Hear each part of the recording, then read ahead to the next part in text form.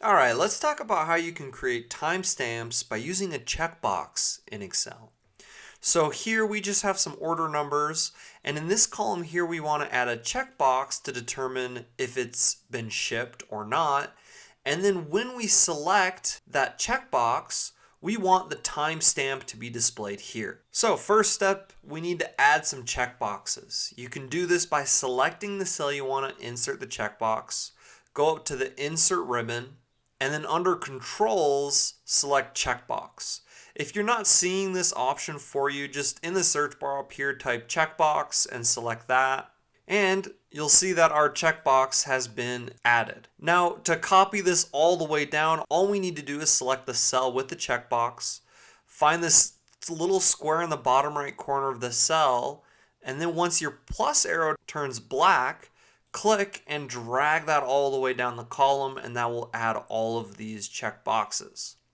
Now, checkboxes are kind of unique in Excel because if you'll notice when I click on the cell, you'll see that this cell indicates false. And when I select the checkbox, it'll say true. So that can be a benefit to us when we're trying to tie a formula to the cell or to the checkbox. So now to add our timestamp, we need to add an if statement. We need to add a formula in this cell here. Now just follow along with the formula and I'll kind of explain what it means. But what we're going to do is type equals if. So if this cell is true, which as we know, if the checkbox is checked, it will be indicated as true.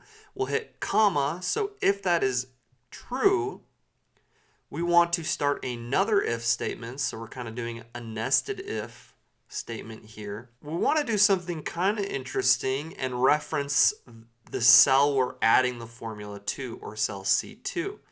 And if that equals blank, as indicated by a quote, comma, we want to type the now formula, which will display the current time in that moment, end parenthesis, comma, the same cell C2 that the formula will be in, end parenthesis, comma, now if B2 is false, now that we've kind of added this logic, so if B2 is false, we want to add a quote, end parenthesis. Now basically what this is going to do is say that, hey, if B2 or if our checkbox is selected, we want in this cell to be displayed the current time.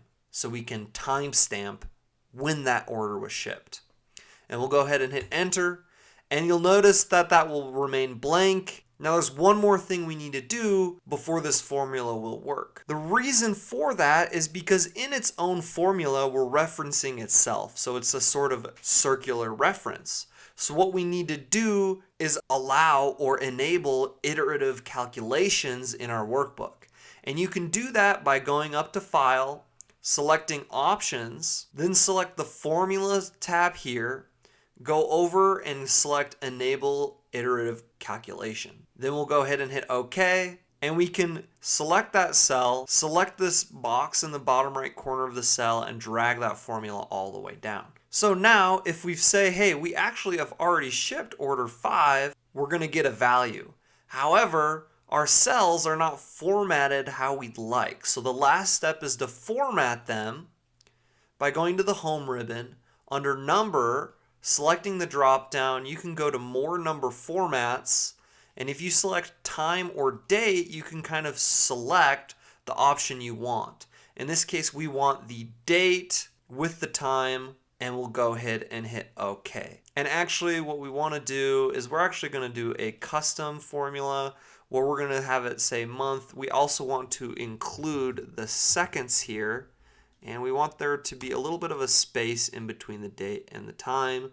We'll go ahead and hit OK, widen the column, and you can see that we selected this checkbox on March 24th, 2026 at 9:20 a.m. and 53 seconds. Now, if we're saying, hey, order 2 has now shipped, we'll get a new timestamp here. Now, there's a couple things to keep in mind since you enabled iterative calculations. If your spreadsheet has other formulas and a lot of other data, allowing iterative calculations could mess up a couple of your formulas. So it's important to note and watch out for that before enabling iterative calculations. Now you'll notice that no matter what happens, that time will stay. If we uncheck that box and select it again, it's going to give us the new time. It won't keep the old time from when we selected. So just keep that in mind as well.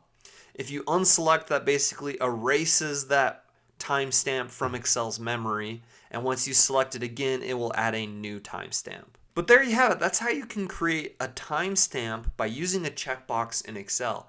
Thank you so much for watching. Please don't forget to subscribe, smash the like button. Thank you, and just have such a great rest of your day.